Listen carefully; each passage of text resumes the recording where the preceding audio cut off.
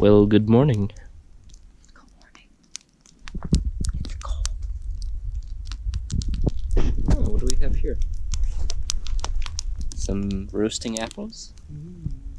Stuffed with cinnamon and sugar. Delicious. It's only a little burnt.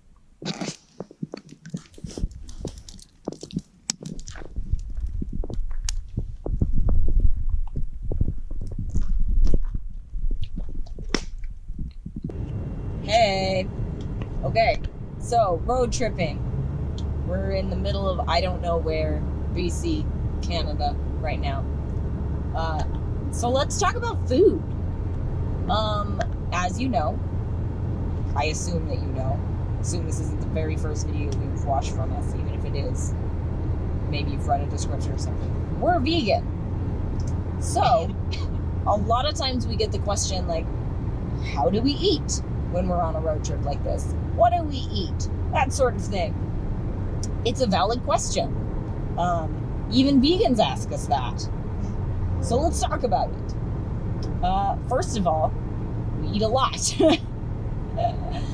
When we want to eat out, Happy Cow is an invaluable resource. We both have the app. Tells us all kinds of restaurants where we can eat. But that only goes so far, and usually we can only use it in larger cities.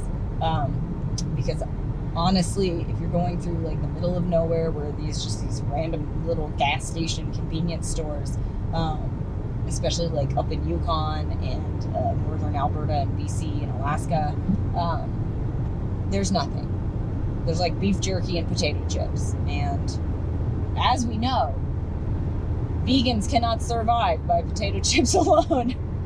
Although we do eat a lot of bread. Bread and peanut butter. So that's definitely a staple. Yes. So when we are road tripping, we always have a cooler full of food. That involves, for us personally, a lot of bread and peanut butter, tortillas, bananas. We eat a lot of bananas. Like peanut butter banana sandwiches are a regular thing when we are road tripping. That's kind of like our go-to lunch. Every once in a while, if we find a well-stocked grocery store that has a lot of vegan stuff, we'll get like lunch meat or something, like vegan turkey, what have you, and make those kind of sandwiches, or like smoked tofu. But yeah, usually sandwiches. We always have several meals worth of food that we can cook on our backpacking stove. So we'll have like ramen or other noodles. We'll have supplies to make soups. Like last night, Josh made a delightful cheesy potato and rice and broccoli soup that was quite delightful. All from freeze-dried ingredients, which was incredibly impressive. I would eat it at home. I would eat it again tonight. I would. And we might. Anyway, with like nooch and freeze-dried potato chunks and freeze-dried potato flakes. And nooch is nutritional yeast for all of you non-vegans out there. Makes a great cheese substitute. It's like a totally extremely lightweight flakes, I guess you could say. Very nutritious. Tastes kind of cheesy, a little nutty. Put that in soups instead of cheese. It's lighter weight. It has B vitamins in it. Usually it's real good for you. Try it sometime. Don't lug around that block of cheddar, please. When you're backpacking, don't eat that. Also, we don't tend to be very good at keeping our cooler cold, so we don't like to buy a lot of stuff that needs refrigerated.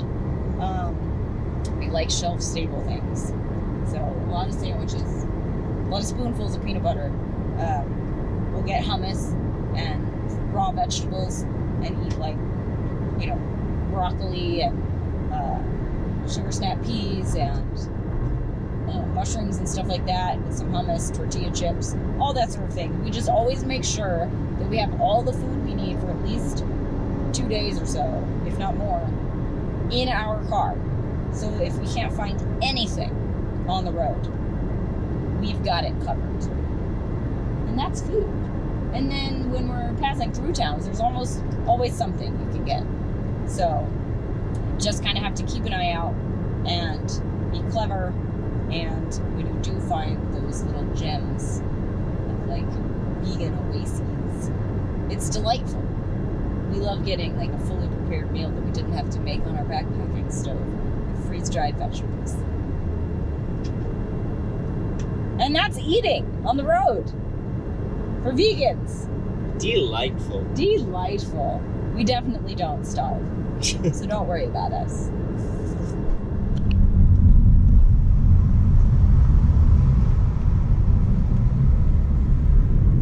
We generally try to avoid chains when we can, because we can get that food anywhere. Although, if there's nothing else, we'll stop. Like if Chipotle is the only thing for miles and we're sick of cooking, we'll stop at Chipotle. Or, try the Beyond Burger at A&W or Tim Hortons or something like that. Which is always a terrifying thing, expecting a chain restaurant to know what vegan means, but occasionally we risk it.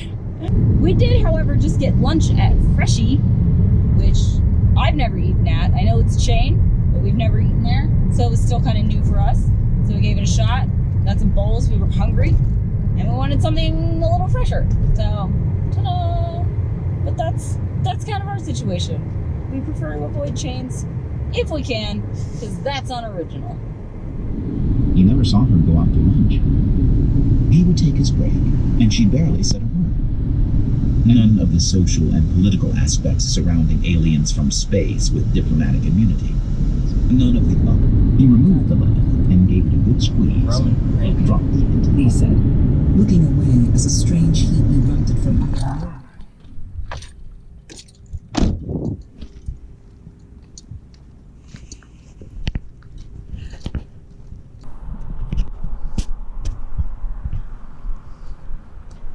Alright, so we went through Prince George. Really big town. Lots of touristy stuff to do, apparently.